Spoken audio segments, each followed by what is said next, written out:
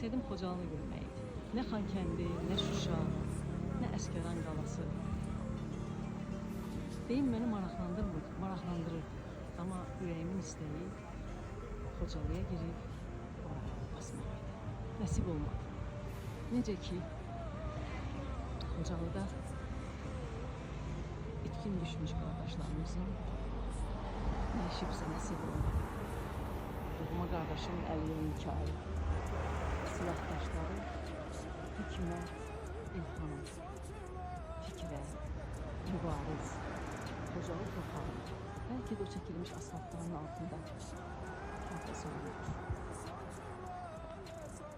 Nə özləri nəsib oldu, nə o torpağa ayaq qoymamaq nəsib oldu. Şükür məsləhət. Biz yanına gəldiyimiz üçün xoşbəxtəm. Ən azından uzaqdan da olsa dəmir məftillərlə, tikanlı məftillərlə sərhəd çəkilmiş Xocalı torpağını gördüm.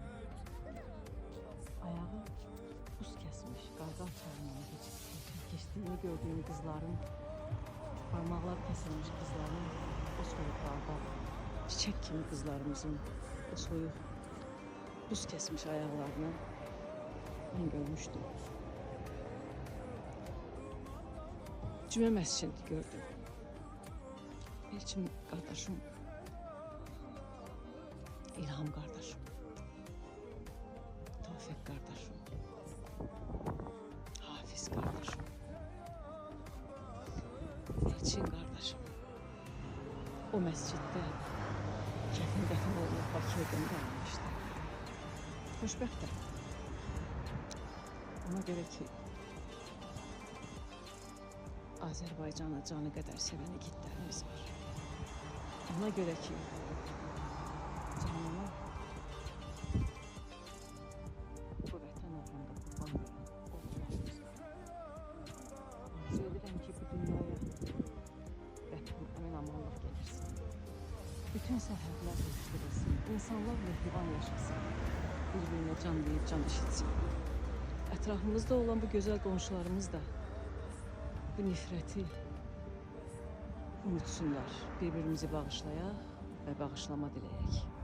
Həyat insana bir dəfə verilir. Bu da onların tarix kimi qoyub getdikləri bir abidədir. Deyirlər buna nənə-baba abidəsi deyirlər. Bu bir abidədir. Kimin düzəltdiyi, kimin yaratdığı, kimin qurduğunun heç bir fərqi yoxdur. Abidə tarixdir. Abidə gələcək nəslə bir yadigardır. Necə?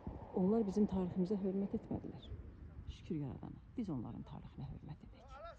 Bu faciədən, bu olmuş haqsızlıqlardan məsləhətinə şükür deyirəm. Bu dünyaya gələndə mən haqmı gətirmişdim özümlə. Nəticə çıxardaq. Bir-birimizi sevək, bağışlayaq